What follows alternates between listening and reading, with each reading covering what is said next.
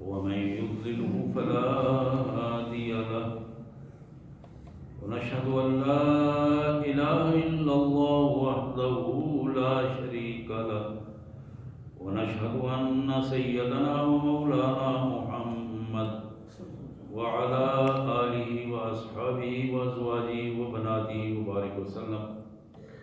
أما بعد، قال الله تبارك وتعالى في الكلام المجيد والفرقان الحميد: وإنك لعلى خلق عظيم.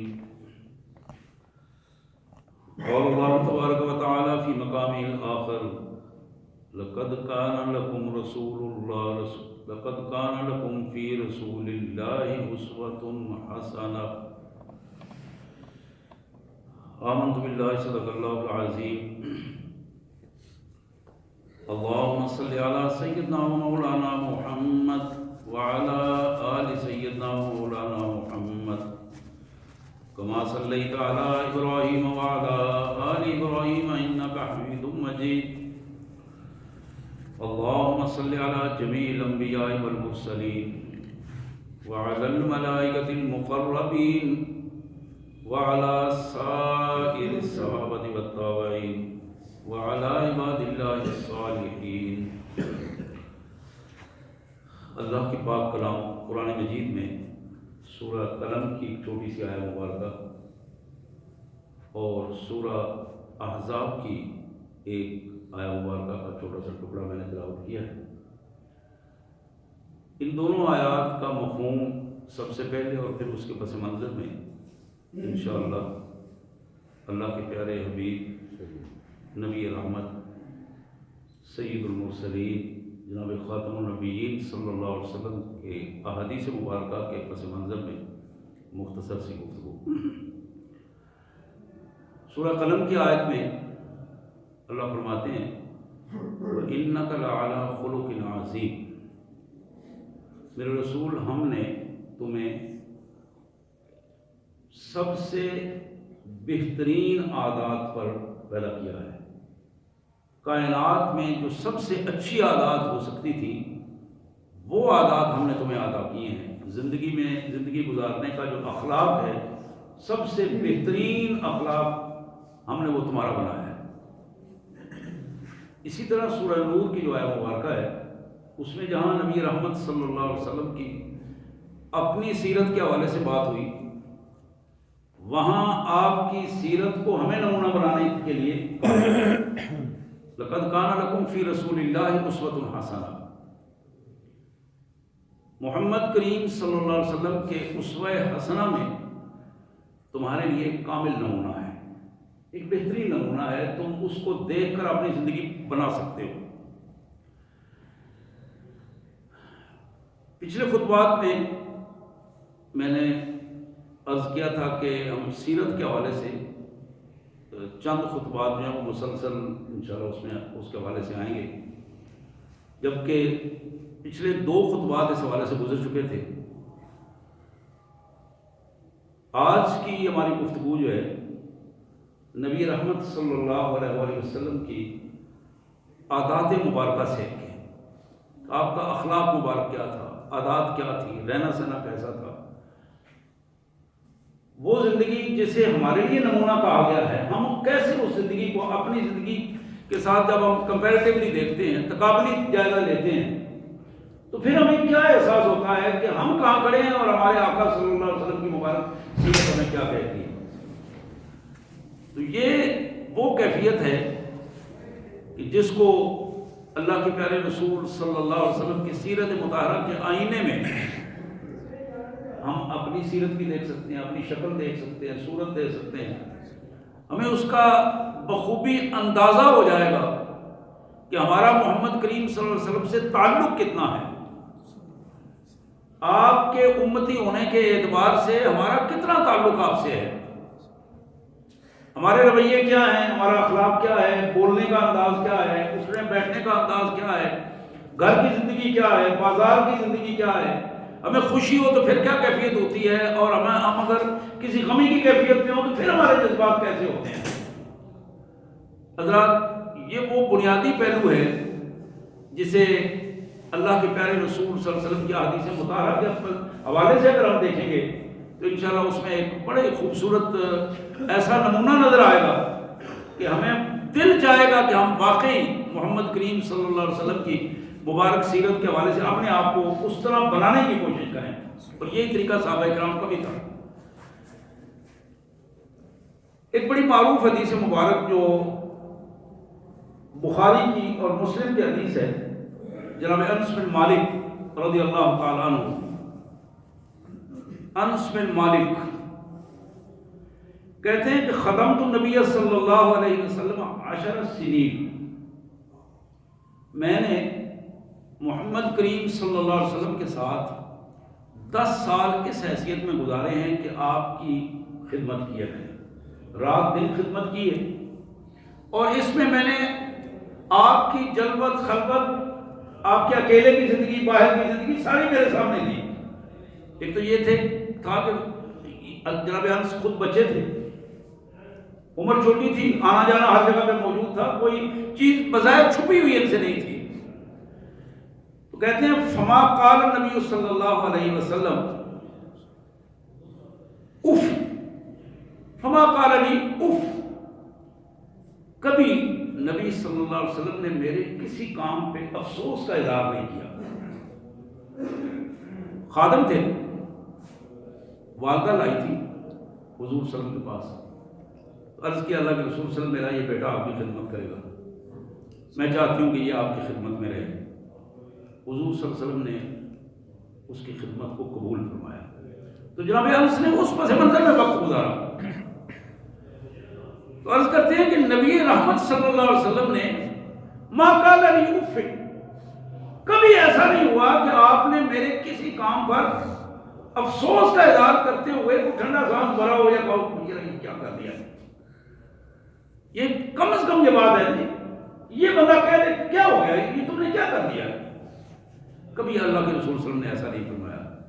پھر کہتے ہیں ولا لما صنعت، کبھی آپ کی زبان سے یہ الفاظ نہیں نکلے تم نے یہ کام کیوں کیا۔ ولا اللہ صنعت، اور نہ کبھی ایسے الفاظ تھے کہ یہ کام کیوں نہیں کیا، کیوں کیا بھی نہیں کہا، کیوں نہیں کیا بھی نہیں کہا۔ یہ کمال قسم کا نمونہ ہے جو میرے اور آپ کے پیارے حبیب صلی اللہ علیہ وسلم کی مبارک زندگی کا ایک خاص نمونہ ہے۔ اگر ہم اپنا جائزہ لیں کہ کہیں نہ کہیں ہم حکم دینے والے بنتے ہیں، کہیں نہ کہیں ایسی صورت بنتی ہے، کوئی ایک دو بچہ بوڑھا جوان ایسا ہوتا ہے جس سے ہم بات کرتے ہیں، کام لیتے ہیں، خدمت کے لیے ایسا مواقع آتے ہیں، اور پھر ایسے مواقع بھی آتے ہیں کہ ہماری طبیعت کے خلاف کوئی بات ہو جاتی ہے۔ اب اس وقت اپنے آپ کو کنٹرول کرنا، اس طرح کنٹرول کرنا جس طرح محمد رسول اللہ صلی اللہ علیہ وسلم نے فرمایا، یہ ہے وہ بنیادی بات جس کے لیے یہ احادیث مبارک میں آپ کے سامنے پیش کر رہا ہوں۔ یہ میرے لیے بھی اسی طرح کا اسوہ حسنہ ہے، آپ کے لیے بھی۔ اللہ سے دعا ہے کہ اللہ تعالیٰ ہمیں وہ قوت برداشت عطا فرمائے کہ ہم پیارے نبی صلی اللہ علیہ وسلم کی مبارک سنت پر چل سکیں۔ جناب انس کی ایک دوسری حدیث، یہ حدیث مسلم شریف کے حدیث مبارک ہے۔ جناب انس کہتے ہیں کان رسول اللہ صلی اللہ علیہ وسلم من احسن الناس، میرے آقا محمد کریم صلی اللہ علیہ وسلم تمام دنیا میں جتنے بندے میں نے دیکھے ہیں سب سے خوبصورت آپ کو دیکھا ہے۔ من احسن الناس،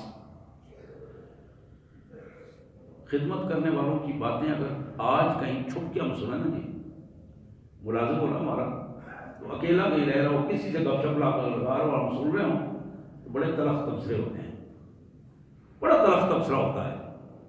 بظاہر تو وہ خدمت کر رہا ہوتا ہے، لیکن اکیلے میں جب تنگ ہو کے جب لیٹتا ہے یا بیٹھتا ہے یا کسی سے گپ شپ کر رہا ہوتا ہے، اس وقت رویے بالکل الگ ہوتے ہیں، تبصرے بالکل الگ ہوتے ہیں۔ یہ خادم نبوت صلی اللہ علیہ وسلم کا یہ خادم جناب انس الفاظ ہیں، کان رسول اللہ صلی اللہ علیہ وسلم من احسن الناس، جتنے انسان میری نظروں سے گزرے ہیں میں نے محمد کریم صلی اللہ علیہ وسلم جیسا کوئی نہیں پایا۔ کمال خوبصورتی اللہ نے آپ کو عطا کی تھی۔ پھر فرماتے ہیں وَأَجْوَدُ النَّاسِ، میں نے اپنے سامنے جتنے لوگوں کو دیکھا ہے، یہ حدیث مبارک کو تب بیان کر رہے تھے جب ان کی عمر 90 کے قریب تھی، یہ آخری دور کی حدیث ہے، حضرت انس کی عمر 100 سال کے قریب رہی ہے۔ تو وہ یعنی یہ بچپن کی باتیں نہیں ہیں، میں یہ بات کر رہا ہوں کہ یہ وہ باتیں ہیں جو محسوس تو انہوں نے اپنی زندگی میں کی۔ نبی محترم صلی اللہ علیہ وسلم کی پوری مبارک زندگی کو دیکھا، پوری حیات طیبہ کو دیکھا، لیکن جب روایت بیان کر رہے ہیں وہ آخری اپنی عمر میں صحابہ کے سامنے روایت بیان کر رہے ہیں، تابعین کے سامنے، کان النبی صلی اللہ علیہ وسلم اجود الناس، جتنے لوگوں کو میں نے دیکھا ہے خرچ کرتے ہوئے دیکھا ہے، میں نے اپنے محبوب صلی اللہ علیہ وسلم کو سب سے زیادہ سخی پایا ہے، سب سے زیادہ سخی پایا ہے۔ بلکہ ایک دوسری حدیث میں آتا ہے کہ کسی نے کچھ مانگا، یہ ممکن نہیں تھا کہ نبی رحمت صلی اللہ علیہ وسلم اسے دے نہ دے۔ کسی نے اگر قمیض مانگا ہے، پہنا ہوا قمیض بھی اتار کے اسے دے دیا۔ اجود الناس۔ پھر جناب انس کہتے ہیں وہ اشجع الناس، میں نے اپنے پیارے حبیب صلی اللہ علیہ وسلم سے زیادہ بہادر کسی کو نہیں دیکھا۔ شجاعت، بہادری، جرأت محمد کریم صلی اللہ علیہ وسلم جیسا کوئی نہیں تھا۔ اللہ نے وہ صفات عطا کی تھی۔ پھر ایک واقعہ بیان کرتے ہیں جناب انس کہتے ہیں کہ وَلَقَدْ فَزِعَ أَهْلُ الْمَدِينَةِ ذَاتَ لَيْلَةٍ،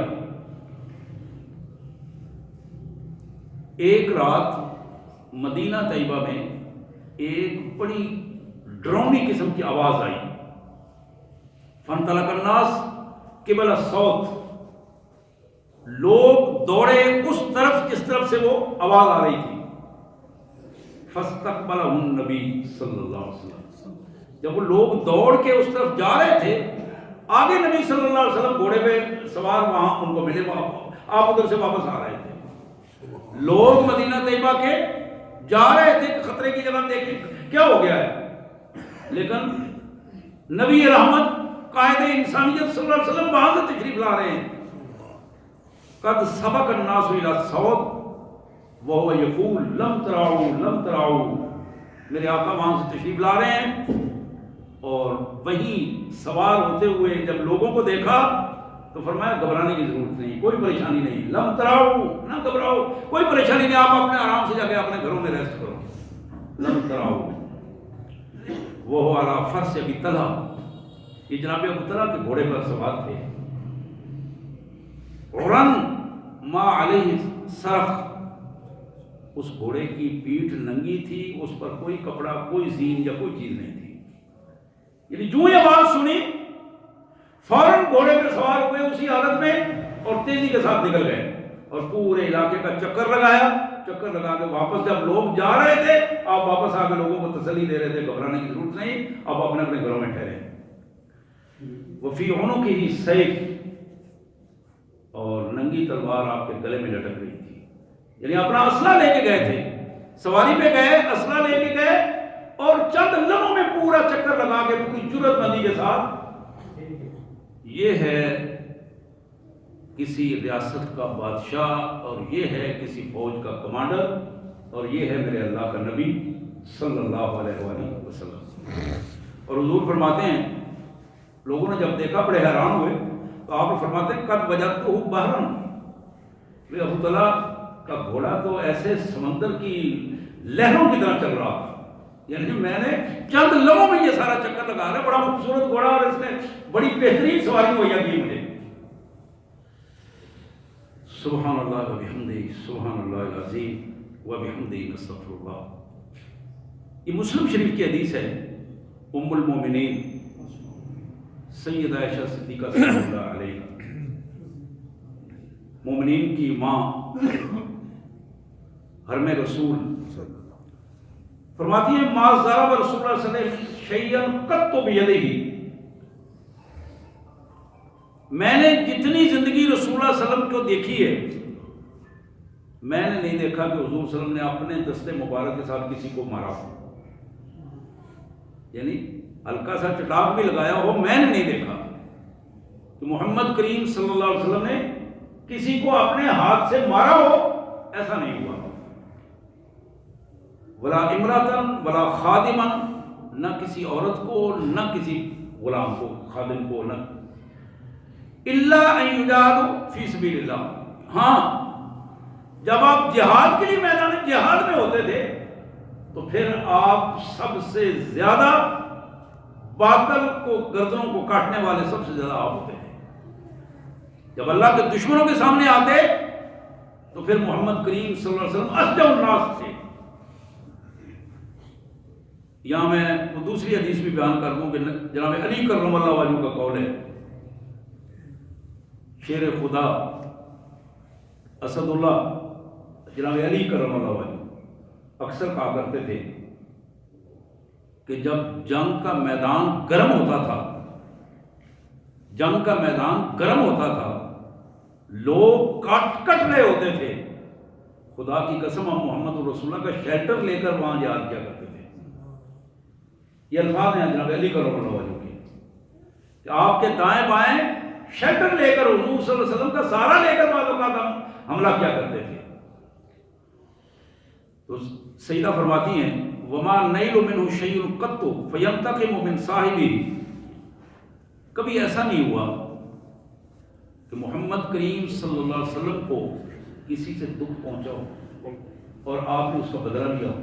کبھی ایسا ہے کسی نے آپ کو تکلیف دی ہے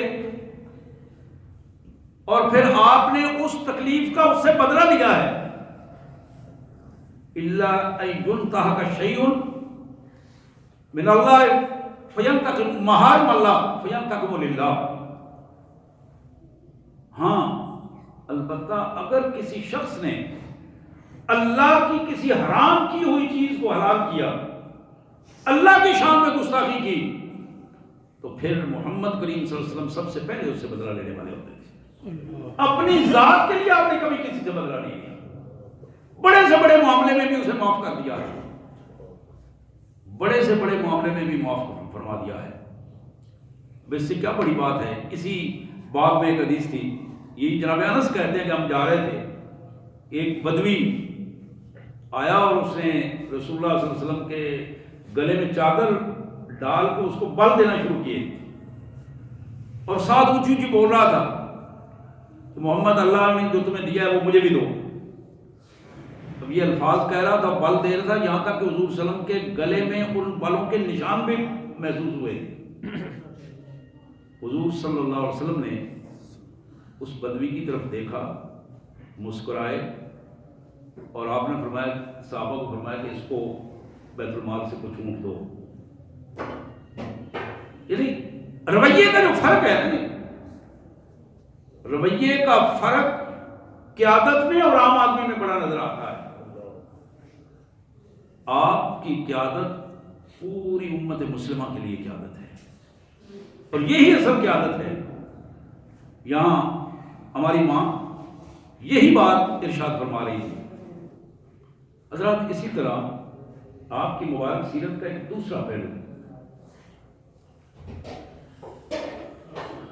کمال قسم کا پہلو ہے، اس طرف بھی آپ توجہ فرمائیں. یہ ترمذی کی حدیث ہے، ام المومنین سیدہ عائشہ صدیقہ سلام اللہ علیہا کی یہ روایت فرماتی ہے ما کان رسول اللہ صلی اللہ علیہ وسلم یسرد سردکم ھذا. جس طرح ہم پہ در پہ تیزی سے باتیں کرتے چلا جاتا ہے بندہ، کسی کو سمجھ آئے یا نہ آئے، کوئی مخاطب کا خیال ہو یا نہ ہو، فرماتے ہیں کبھی بھی رسول اللہ صلی اللہ علیہ وسلم نے اس طرح کی گفتگو نہیں کی تھی. یعنی مسلسل گفتگو کرتے چلے جانا اور بلا رکے گفتگو کرتے چلے، یہ رسول اللہ صلی اللہ علیہ وسلم کا طریقہ نہیں تھا. طریقہ کیا تھا؟ وَلَكِنَّهُ يَتَكَلَّمُ وَكَلَامُ بَيْنَهُ فَصْلٌ يَحْفَظُ مَنْ جَلَسَ إِلَيْهِ. رسول اللہ صلی اللہ علیہ وسلم رک رک کر گفتگو فرماتے تھے، ہر جملے کے درمیان فرق ہوتا تھا دوسرے جملے سے، یہاں تک کہ بیٹھا ہوا آدمی اگر چاہے تو رسول اللہ صلی اللہ علیہ وسلم کی اس پوری بات کو حفظ کر سکتا تھا. یعنی صرف سمجھ آنے کی بات نہیں ہے، اگر وہ یاد رکھنا چاہے تو ایک ایک لفظ آپ کا یاد رکھا جا سکتا تھا. اتنے خوبصورت انداز میں، اتنے خوبصورت لہجے میں آپ گفتگو فرماتے تھے. یہاں بھی ہم کبھی رک کر اس بات پہ غور کریں کہ ہماری گفتگو کا رویہ کیا ہوتا ہے. جب ہم خوشی میں ہوں تو پھر ہمیں اندازہ نہیں ہوتا کہ ہم قہقہ لگا کر جب ہنستے ہیں اس کی آواز دور تک پہنچتی ہے، اور نتیجہ کیا نکلتا ہے کہ وہ پورا ماحول ایک شیطانی ماحول بن جاتا ہے. یعنی ہم خوش ہو رہے ہوتے ہیں لیکن ہماری خوشی کی وجہ سے وہ پورا ماحول شیطانی ماحول بن جاتا ہے. ہم اپنی خوشی کے لیے کبھی اس پہ غور کریں کہ ہمارے بیٹے کی شادی ہے، ہم اپنے گھر میں کوئی خوشی کا ایونٹ کر رہے ہیں، کوئی فنکشن ہے، ہمیں اس کی پرواہ نہیں ہوتی کہ ساتھ مسجد ہے، اس میں کوئی اذان ہو رہی ہے، نمازی ہیں وہاں بیٹھے ہوئے ہیں، کوئی قرآن شریف ہمارا پڑوسی پڑھ رہا ہے، کوئی طالب علم اپنے گھر میں کوئی تیاری کر رہا ہے، 7 لوگ سونے والے سو رہے ہیں اور انہوں نے صبح اٹھ کے نماز پڑھنی ہے. یعنی پرواہ تک نہیں ہوتی. ڈھول بج رہے ہیں اس لیے کہ میرے بیٹے کی خوشی ہے. یعنی کیا سینس ہے، کیا امت کا طریقہ کار ہے. محمد کریم صلی اللہ علیہ وسلم کا مبارک اسوہ کیا ہے اور ہماری حالت کیا ہے. یہ وہ بنیادی چیز ہے کہ ہماری گفتگو بھی ہمارے قابو میں نہیں ہوتی. اگر کوئی بھائی ہمیں ہماری غلطی سے آگاہ کر دے تو پھر سوائے لڑائی، مار کٹائی اور ناراضگی کے اور کوئی صورت نہیں بنتی. ہماری حکومتوں کا بھی یہی طریقہ کار ہے. امن و امان کی صورتحال میں اب یہ چھوٹی چھوٹی مثالیں ہیں. ہم عام رویے جب دیکھیں، اپنی گلی میں آپ دیکھیں، اپنے گھر کے سامنے اینٹوں کا ڈھیر لگا دیا ہے، ریت کا ڈھیر لگا دیا ہے، نالیاں بند پڑی ہیں، پانی باہر آ رہا ہے گندا، لوگ گزر رہے ہیں، ان کے کپڑے خراب ہو رہے ہیں، کوئی موٹر سائیکل پہ گزر رہا ہے، کوئی سائیکل پہ گزر رہا ہے، لیکن گھر والوں کو اس لیے کوئی پرواہ نہیں کہ وہ میرا گھر ہے. میں نے تو اپنے گھر کے سامنے رکھا ہوں، میری چدرا ہے، میں بڑا ہوں، مجھے حق بنتا ہے. لیکن میرے مقابلے میں اگر کوئی ایسا آدمی جو غریب جس کو میں دبا سکوں، اس کو میں دوسرے دن کہتا ہوں بھیا کیوں لوگوں کا راستہ روکا ہوا ہے.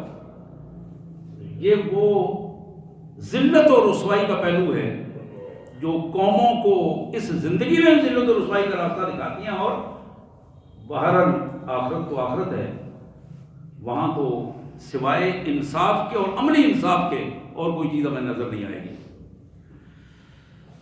حضرات، محمد کریم صلی اللہ علیہ وسلم کے حوالے سے بات ہو رہی تھی کہ آپ جب گفتگو فرماتے، نرم لہجے میں گفتگو فرماتے، ایک ایک جملہ واضح ہوتا، یہاں تک کہ آپ کی گفتگو سن کر اگر کوئی بندہ الفاظ کو یاد رکھنا چاہتا تو الفاظ کو بھی یاد رکھ سکتا تھا. اتنی صاف ستھری گفتگو ہوتی. ہم تو عموماً قرآن مجید پڑھتے ہوئے بھی بڑی تیزی کے ساتھ اور بعض اوقات تو بڑے عجیب انداز میں کوشش کرتے ہیں کہ ایک ایک دن میں بھی وہ ختم کر لیں قرآن مجید. لیکن نبی رحمت صلی اللہ علیہ وسلم کا قرآن مجید کے حوالے سے بھی اللہ کے رسول صلی اللہ علیہ وسلم کے صحابہ بتاتے ہیں، کان رسول اللہ صلی اللہ علیہ وسلم یقرأ القرآن حرفاً حرفاً. محمد کریم صلی اللہ علیہ وسلم جب قرآن مجید کی تلاوت فرما رہے ہوتے، ایک ایک حرف واضح ہوتا اور لوگوں کو پتہ چلتا، اس کی آواز اور اس کے معنی تک باتیں سمجھ میں آتی تھی. حضرات، یہ باتیں صرف بیان کرنے کے لیے یا خوش ہونے کے لیے یا نعرے لگانے کے لیے تو نہیں ہے.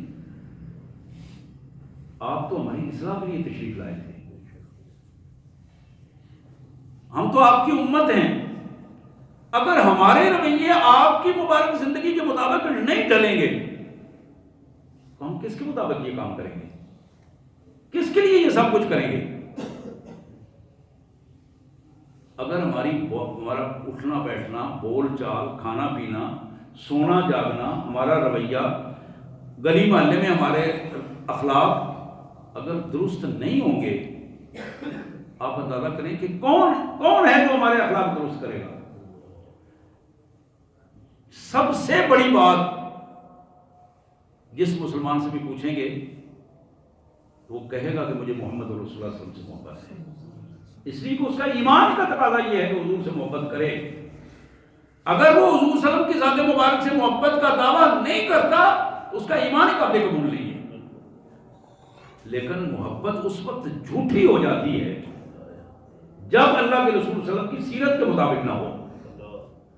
آپ کی مبارک سیرت کے مطابق محبت نہ ہو، یعنی اللہ کے رسول صلی اللہ علیہ وسلم سے محبت کا دعویٰ ہو اور بندہ جھوٹ بول رہا ہو، حضور صلی اللہ علیہ وسلم سے محبت کا دعویٰ اور بندہ بددیانتیاں کر رہا ہو، حرام خوریاں کر رہا ہو، سود خور ہو، رشوت ستانی میں اپنا پہلا نمبر ہو، اس کا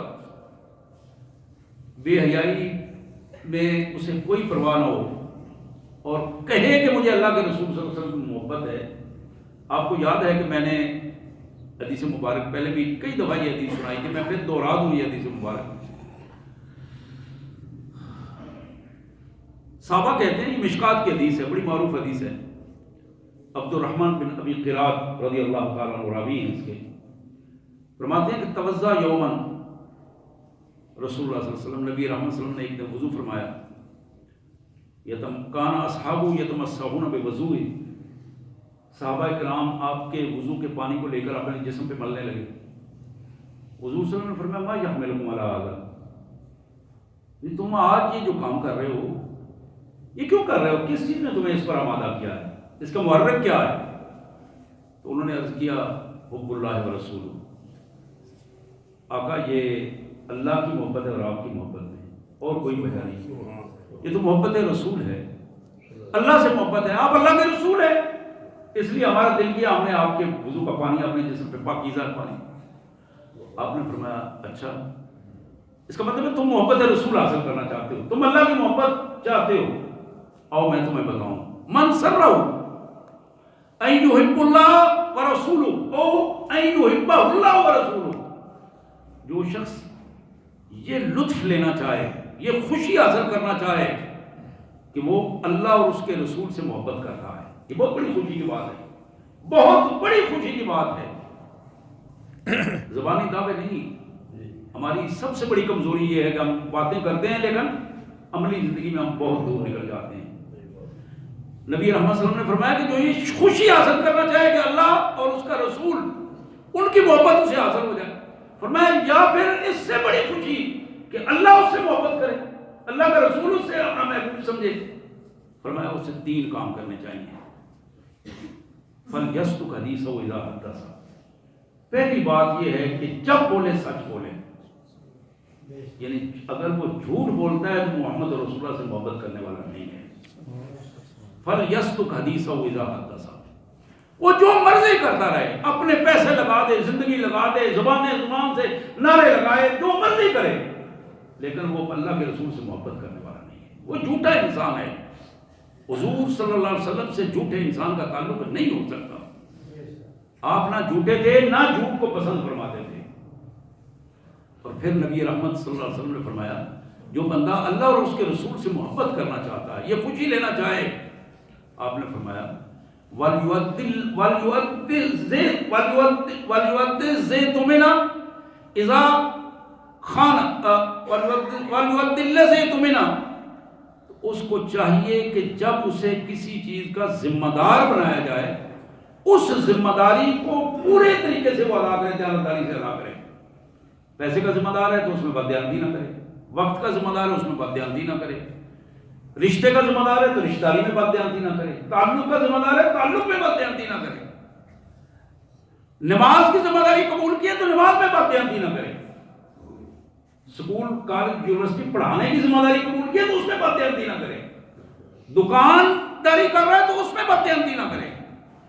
وَلْيُؤَدِّ الَّذِي تُؤْمِنُ، جو ذمہ داری اس نے قبول کی ہے، محبت رسول کا یہ تقاضا ہے کہ وہ بددیانتی نہ کرے.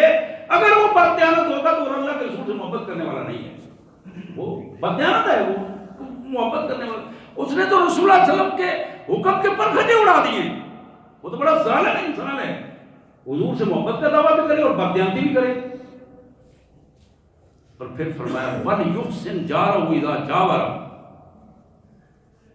تیسری بات یہ ہے کہ محبت رسول صلی اللہ علیہ وسلم کا تقاضا یہ ہے کہ وہ اپنے پڑوسی سے آگے بڑھ کر تعلق بنانے والا. پڑوسی تعلق بنائے یا نہ بنائے، یہ اس کے ساتھ اس نے سلوک کرنے والا. حضرات یہاں وہ بات ہو رہی تھی، میں اس بات کے حوالے سے ہی یہ حدیث مبارک آپ تک پہنچی. میں تھوڑا ایک دو حدیث ہے، میں چاہوں گا کہ وہ ساری ہمارے سامنے آ جائیں تاکہ ہم پیارے رسول صلی اللہ علیہ وسلم کے مبارک اسوہ کو سمجھ کر اپنے آپ کو اس کے مطابق ڈھالنے کی کوشش کریں. جناب عبداللہ بن سلام، یہ بہت بڑے یہودی عالم تھے جو مسلمان ہوئے. عبداللہ بن سلام رضی اللہ تعالیٰ عنہ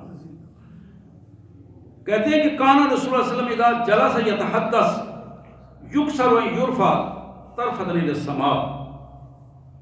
میرے آقا صلی اللہ علیہ وسلم جب گفتگو کرنے کے لیے تشریف فرما ہوتے، بیٹھتے، اکثر بیٹھتے ہوئے آپ کی نظریں آسمان کی طرف اٹھتی، بار بار آپ آسمان کی طرف دیکھتے تھے. اللہ کیوں دیکھتے تھے؟ اس لیے کہ میرے اللہ سے رابطے کی کیفیت جو وہ قائم رہے. آج بھی کسی بندے نے مظلوم پر جب ظلم ہوتا ہے تو وہ آسمان کی طرف دیکھتا ہے. کبھی آپ نے محسوس کیا ہوگا جب مجبور اپنی مجبوری کی انتہا پہ پہنچتا ہے تو آسمان کی طرف دیکھتا ہے. ہماری خوشی اور غمی کا ایک کمال طریقہ کار یہ ہے کہ ہم خوش ہوں تو اللہ کا شکر کرتے ہوئے آسمان کی طرف دیکھیں. اپنے مالک کے اس رحمت کا ایک تقاضا ہے، اور اگر ہمیں پریشانی ہے تو پھر بھی اسی سے حل کروائیں، اسی کی طرف دیکھیں. یہ محمد کریم صلی اللہ علیہ وسلم کی مبارک سنت کا یہ بھی ایک انداز ہے. حضرات مشکات کی ایک اور حدیث ام المومنین سیدہ عائشہ سلام اللہ علیہا فرماتی ہیں کان رسول اللہ صلی اللہ علیہ وسلم لا یاکل متکئا. اب یہ کھانے کا ایک سٹائل ہے. آج ہم پسند کرتے ہیں کہ ہم صوفوں پہ بیٹھ کے، کرسیوں پہ بیٹھ کے کھانا کھائیں. جتنا خوبصورت ارینجمنٹ ہو، سیٹنگ ارینجمنٹ جتنا اچھا ہو، اتنا ہم اس کو اپنے لیے زیادہ آنر سمجھتے ہیں. اپنی ذرا غور کیجئے رسول اللہ صلی اللہ علیہ وسلم کے الفاظ پہ. مومن دنیا میں کھانے کے لیے نہیں آتا. کھانا ایک ضرورت ہے، اس کا مقصد زندگی کچھ اور ہے. ضرورت قربان کی جا سکتی ہے لیکن مقصد قربان نہیں کیا جا سکتا. آج ہماری پوزیشن یہ ہے کہ ہم اپنی خواہشات نفس کے لیے جیتے ہیں، کھانے پینے کے لیے، عیاشی کرنے کے لیے. ہمارے ذہن میں یہ کیفیت بن گئی ہے. نبی رحمت صلی اللہ علیہ وسلم کے بارے میں ہماری ماں کہتی ہیں کان رسول اللہ صلی اللہ علیہ وسلم لا یاکل متکئا. آپ نے کبھی بھی تکیہ لگا کر کھانا نہیں کھایا، کبھی بھی ٹیک لگا کر کھانا نہیں کھایا، تکیہ لگا کر کھانا نہیں کھایا. اور آپ اکثر یہ فرمایا کرتے تھے آکلو ما یاکل العبد. لوگوں، میں اللہ کا بندہ ہوں اور میں اللہ کا بندہ بن کر اس کا کھانا کھاتا ہوں. یعنی اللہ کا بندہ بن کر اس کے سامنے اس کا نعمت کھاتا ہوں تو اس کا شکر ادا کرتا ہوں. اللہ کے بندوں طرح بیٹھ کر کھانا کھاتا ہوں. اور آپ کے علم میں ہے کہ کھانا کھانے کا جو سنت طریقہ ہے، اگر اس کے مطابق اگر آدمی کھانا کھانا شروع کر دے، بہت ساری بیماریوں سے بچ جاتا ہے، بہت ساری بیماریوں سے بچ جاتا ہے. لیکن چونکہ ہم آہستہ آہستہ سنتوں سے بہت دور ہوتے چلے جا رہے ہیں، اس لیے ہم بیماریوں کے نرغے میں بھی زیادہ آتے چلے جا رہے ہیں. ہمیں حدیث مبارک کا مطالعہ کرنا چاہیے، حضور کی سیرت کا مطالعہ کرنا چاہیے.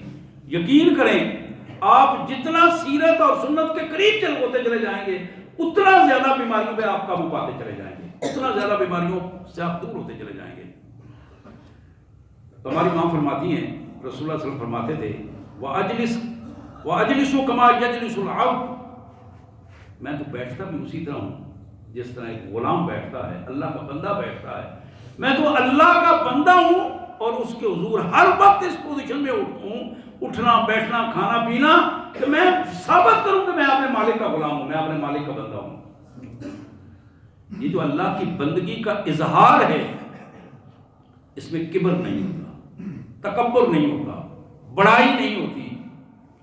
آج ہم باہر جانوروں کو، نوجوان نسل بالخصوص، بلکہ بعض تو ہمارے بزرگ بھی 10 دفعہ شیشے کے سامنے کھڑے ہوتے ہیں، کبھی ادھر سنوارا کبھی ادھر سنوارا، کبھی کالر کو ٹھیک کر رہے ہیں، کبھی کچھ کر رہے ہیں.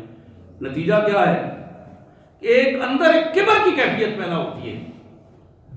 ایک طہارت ہے، طہارت تو عام سی طہارت ہے، بندہ وضو کرتا ہے، طہارت کرتا ہے، صفائی کرتا ہے، نکل آتا ہے، ایک آدھ دفعہ دیکھتا ہے اپنے آپ کو، کوئی چیز اگر غلط ہے تو اس کو درست کرتا ہے، نکل جاتا ہے. یہ جو گھنٹوں شیشوں کے سامنے کھڑے ہو کر اپنی زلفوں کی آرائش فرماتے رہنا اور پھر ان کو ڈیزائننگ کرتے رہنا، یہ رسول اللہ کی سنت کے خلاف ہے. اپنے نفس کو ترویج دینا اور نفس کو زیادہ سے زیادہ یہ شو کرنا کہ تم بڑے خوبصورت ہو، تمہارا اخلاق جتنا خوبصورت ہوگا تب تم خوبصورت ہوگے. خوبصورت شکلوں سے یا رنگوں سے نہیں ہوتے، خوبصورتی کردار کی ہوتی ہے، اور کردار کی خوبصورتی انسان کو اوپر لے کے جاتی ہے. حضرات، ترمذی کی ایک حدیث نبی رحمت صلی اللہ علیہ وسلم نے کے بارے میں ہماری ماں فرماتی ہیں، لم یکن رسول اللہ صلی اللہ علیہ وسلم فاحشا ولا متفاحشا. فرماتی ہیں کہ میں نے، یہ حضور کی بیوی بات کر رہی ہیں، حضور صلی اللہ علیہ وسلم کی اہلیہ محترمہ، حرم، میری اور آپ کی ماں، فرماتی ہیں کہ لم یکن رسول اللہ صلی اللہ علیہ وسلم فاحشا، میں نے اپنی زندگی میں محمد رسول اللہ صلی اللہ علیہ وسلم کو بے حیائی کا کوئی جملہ بولتے نہیں دیکھا. کمال حیادار زندگی تھی آپ کی. بیوی کی یہ گواہی ہے، بیوی کی گواہی ہے، لم یکن رسول اللہ صلی اللہ علیہ وسلم فاحشا ولا متفاحشا، اور کبھی آپ نے فحاشی کو پھیلاتے ہوئے میں نے آپ کو نہیں دیکھا کہ دوسرے کی فحاشی پہ بھی توقع کو نظر رہا، خود بنا رہا ہو تو دوسروں کے دیکھ لے. یہ بڑا اہم جملہ ہے، بڑا اہم جملہ ہے کہ میرے آقا نہ فحاشی خود پسند کرتے تھے اور نہ دوسرے میں پسند کرتے تھے، اور یہی میرے اور آپ کے لیے نمونہ ہے کہ ہم حیاداری کی زندگی کو ترجیح دیں، عفت مآبی کی زندگی کو ترجیح دیں. یہ بھی مغرب نے اور ایک بد تہذیبی نے ہمارے اندر ایک رویہ بنا دیا ہے کہ نوجوانوں اپنے گھروں سے نکلتے ہیں، کچھے ٹائپ ڈالے ہوتے ہیں، گوڈے ننگے ہو رہے ہیں، آدھی ٹانگیں ننگی ہیں، اور اوپر چھوٹی سی شرٹ ڈلی ہوئی ہے. اسی گھر میں بہنوں کے سامنے سے نکلتے ہیں، بیٹیوں کے سامنے سے نکلتے ہیں، اور آہستہ آہستہ سفید بالوں والے بوڑھوں کو میں نے دیکھا ہے، شہری زندگی میں مختلف حوالوں سے دیکھا ہے. ایسی بے حیائی کا رنگ آ گیا ہے کہ وہ حیاداری کی کیفیت آہستہ آہستہ ختم ہوتی چلی جا رہی ہے. بازاروں میں نکلتے ہیں موٹر سائیکل پہ اور اسی طرح آدھے کپڑے پہنے ہوئے ہیں. بندہ اللہ کے حضور جب نماز کے لیے آتا ہے، میں نوجوانوں سے اس حوالے سے بھی عرض کروں گا کہ ہمارا کمال اللہ تعالیٰ نے ہمیں جو لباس دیا ہے، خوبصورت لباس ہے یہ شلوار قمیض. آپ نماز میں آتے ہیں شلوار قمیض میں آئیں، اہتمام سے آئیں، سوائے مجبوری کے، اگر کسی وقت مجبوری ہو. یہ جو پینٹ کے اندر کپڑا ڈالا ہوتا ہے، یہ بے حیائی کا بدترین نمونہ ہے کہ بندہ جب نماز کے لیے آتا ہے تو وہ حیاداری کا پہلو بن نہیں سکتا جو نماز کے اندر بننا چاہیے. تو لباس ہمارا حیادار لباس ہونا چاہیے.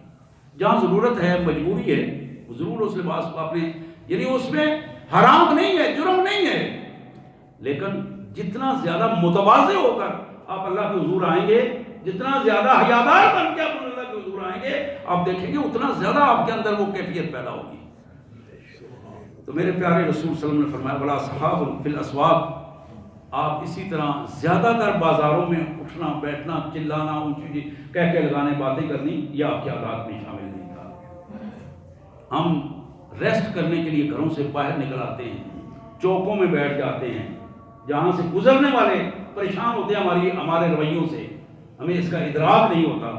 یہ رسول اللہ صلی اللہ علیہ وسلم کی سنت کے خلاف ہے. ولا یجزی بالسیئۃ السیئۃ ولکن یعفو ویصفح، آپ کا یہ طریقہ نہیں تھا کہ اگر کسی سے کوئی غلطی ہو گئی، کسی نے کوئی غلط کام کر دیا، اس کا بدلہ آپ نے کبھی غلط نہیں دیا. آپ ہمیشہ معاف کر دیتے تھے اور درگزر فرماتے تھے. یہ آخری حدیث ہے جو میں آپ کے سامنے پیش کر رہا ہوں.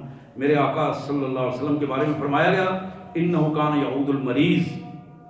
آپ کائنات کے بادشاہ تھے لیکن مریضوں کی عادت کرنے کے لیے ان کے گھر جایا کرتے تھے. پھر آپ ویقبل الجنازہ، جہاں پتہ چلتا آپ جنازے کے ساتھ تشریف لے جاتے.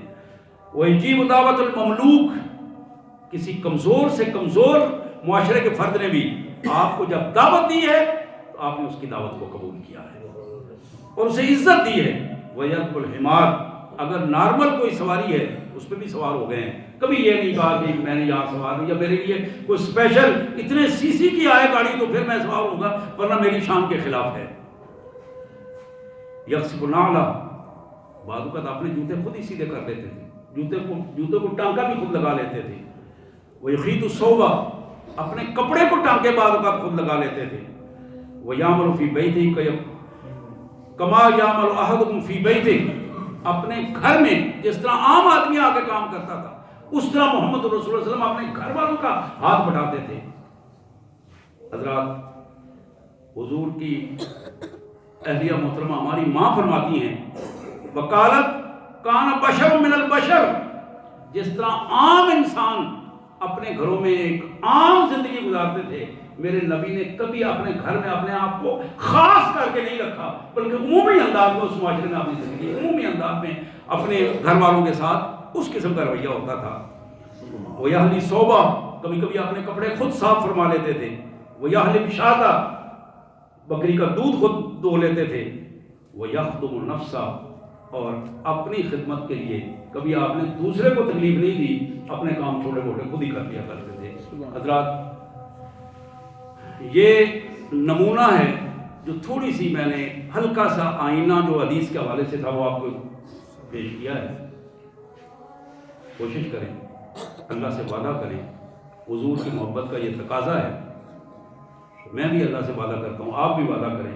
میری آواز بہنوں تک پہنچ رہی ہے، وہ بھی وعدہ کریں کہ ہم اپنے حبیب صلی اللہ علیہ وسلم کی، محمد رسول اللہ علیہ وسلم سے محبت کرنے والے ہیں اور آپ کی مبارک سنت اور اسوہ کو ہم اپنائیں گے. اللہ میں اس کی توفیق عطا فرمائے. وآخر دعوانا الحمدللہ رب العالمین.